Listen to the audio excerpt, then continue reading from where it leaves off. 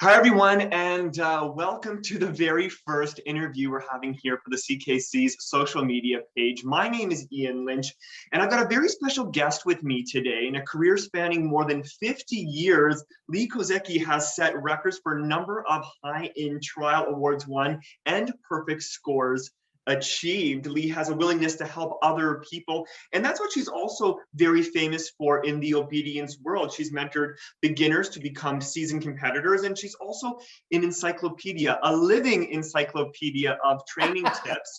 And what I wouldn't give to have someone like that close by at all times. Lee strives to be the best competitor she can be, and she pushes her fellow competitors to be the best they can be with their own dogs. She has an unflagging commitment to ensuring opportunities for all obedience enthusiasts. And with that, I just want to say thank you for being here, Lee, and congratulations because you won the very first CKC National Obedience Competitor of the Year.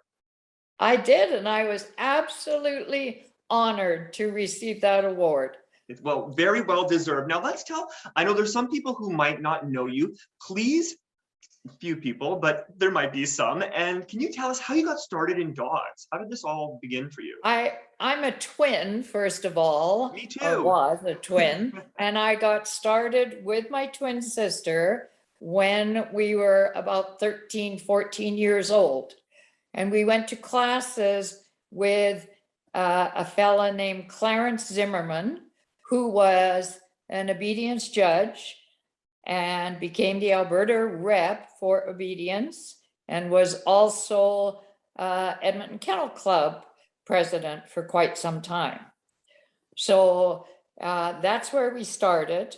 We each got a dog with the agreement from our parents that we trained them to behave.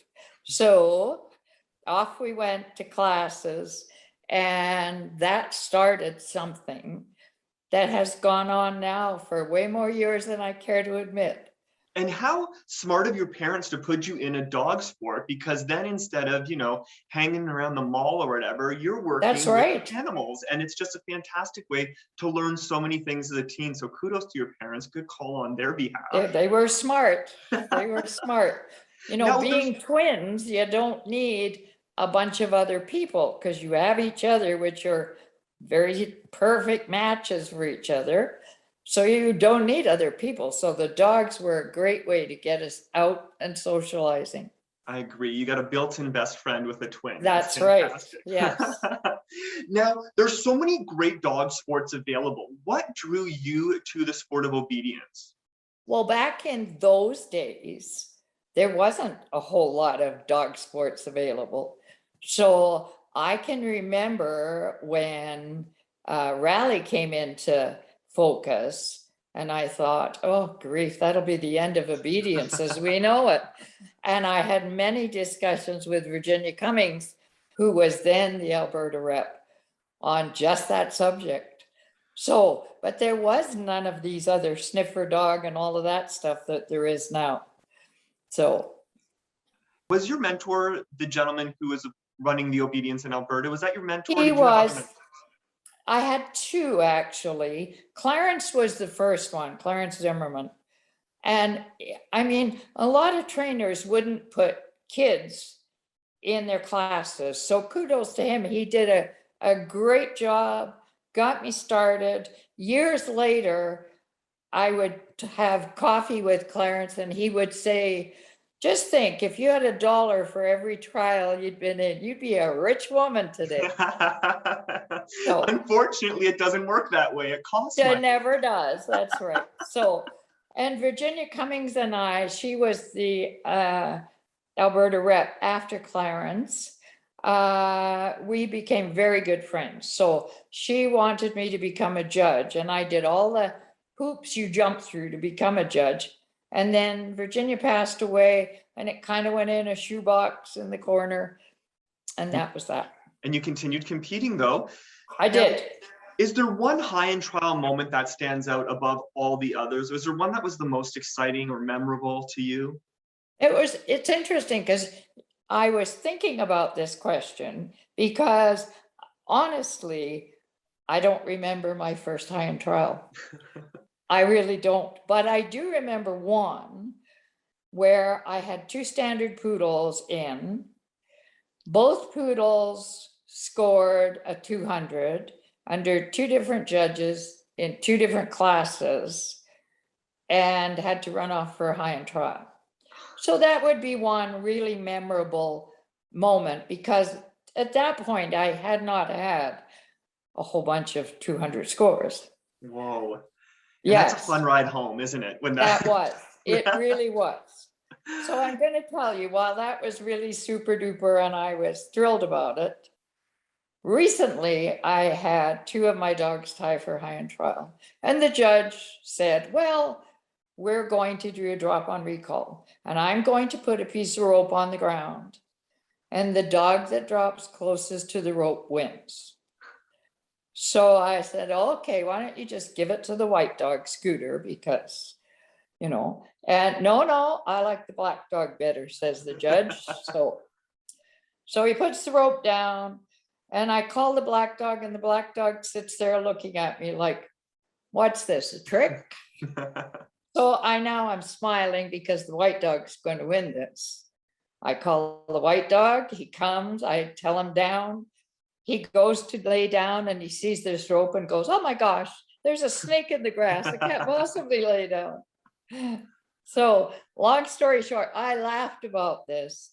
And afterwards, two competitors came up and said, it's so nice to see a pro laugh when their dogs make mistakes. And I remember that as if it were yesterday. Absolutely. Because if you're because not having, that's who I am. and it should be fun, you know, It should be. if you're spending all your money and time and efforts on this, you should be having a blast when you go there. Yeah. And your dogs will as well. You have won so many things and you've accomplished so much in your career with obedience, not only helping other people, but winning with your own dogs. What keeps you motivated? What keeps Lee Kozicki going? Well, I started what I called my last puppy class 4 years or 5 years ago. And all but one of those dogs has its UD title. Wow. So I was convinced by somebody, a friend, to start another puppy class. So I guess I'm committed for another 5 years. It's funny. It reminds me of so many great breeders I know who say, you know, this is my last litter. And you go, okay. Right. Yes. Yeah, right. Yes. Yeah. So this is my last puppy class, I see. Oh, and dogs can be so delightfully addictive that way, and, you know, accomplishing. Well, it's those, you know, light bulb moments when suddenly the puppy gets what you're trying to teach it. I love that. I just love it. Yes, exactly. You're known and you're famous for your incredible talent, but you also have been very committed and known across the sport for helping others succeed. When did you start instructing yourself? I taught for Northern Alberta Canine for a number of years, and you're testing memories now. I would suspect that was in the 90s, early 90s, and then started teaching for myself about 2000. Wonderful. So it's been about 20 years or so. Yeah. Now, you have miniature poodles, and that's a breed I've owned myself. And I have one of my dogs is a standard poodle now. And of course, you can never say enough great things about poodles. Right. What do you like about the miniature poodles right now? Because you had shepherds before, and you've probably trained every dog under the sun at this point. What is it about miniature poodles that you like?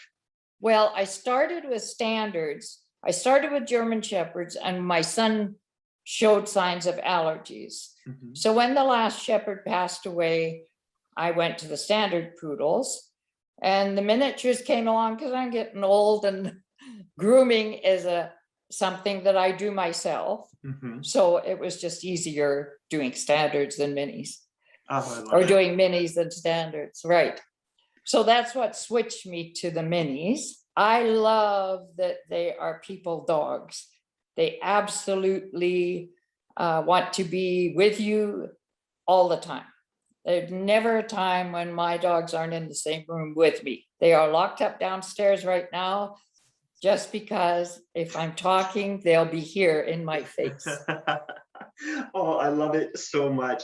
Now, this is a very special award. Now, the CKC Chair Awards just started this June. This is probably unlike, you know, most awards you get in the Canadian dogdom world. Sure. you were nominated by your peers. How does it feel to be nominated by your peers for such an incredible award? I was just thrilled. I really was. I mean, you kind of take for granted that your students are okay with you or that they like you. And most of my students and I have a good relationship, but I just loved what they have done. I had no knowledge of it at the time. I had heard rumors about this and just never even thought about it. To be honest with you, I've been kind of under the radar for years and years. I do my thing. I love what I do.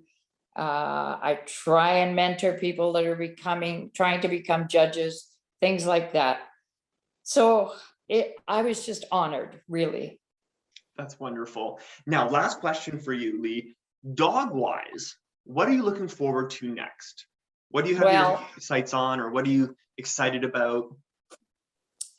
We have just got our group, as they've called it, Lee's group for years, and I finally put a name to it a few years back. And now we have got CKC approval. So this weekend, we do our very first sanction match. And we've got 3 booked, and then we're hoping to bring on trials. For me specifically, I've been hassled again about becoming a judge. And so that might be in the cards. I'm considering it now again. I'll do some, I've done judging, so I'll do judging at the sanction match and we'll see what happens. I think that'll bring a lot of people a lot of joy to see you. I'm sure. Yeah. Well, thank you so much for being. Well, thank you so much for being here, Lee Kozicki, CKC's National Obedience Competitor of the Year. We wish you much continued success, and thank you for talking with us. Thank you so much, very much. Thank you.